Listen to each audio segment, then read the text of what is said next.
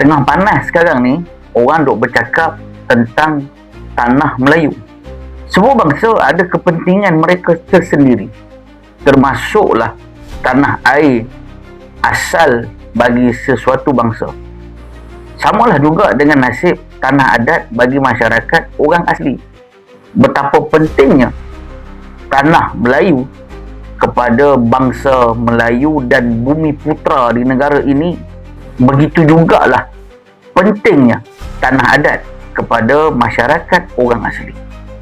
Sepatutnya isu tanah bagi bangsa Melayu dan juga masyarakat orang asli ini menjadi perkara yang sangat-sangat utama dan penting bagi negara ini dan sesiapa sahaja yang bakal memimpin atau pemimpin yang sedang memimpin negara ini. Bumi Putera merupakan masyarakat asal bagi tanah air ini. Sebab itulah soal tanah adat bagi masyarakat orang asli, soal tanah bagi masyarakat Melayu merupakan perkara yang sangat penting dan perkara yang sangat-sangat sensitif.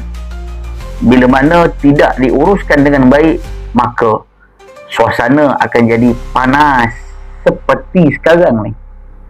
Selesaikanlah, uruskanlah persoalan yang sebesar ini, yang sepenting ini kepada masyarakat orang asli dan juga kepada masyarakat Melayu dengan rasa penuh amanah dan ikhlas bagi mempertahankan tanah air bagi orang Melayu, tanah adat bagi masyarakat orang asli.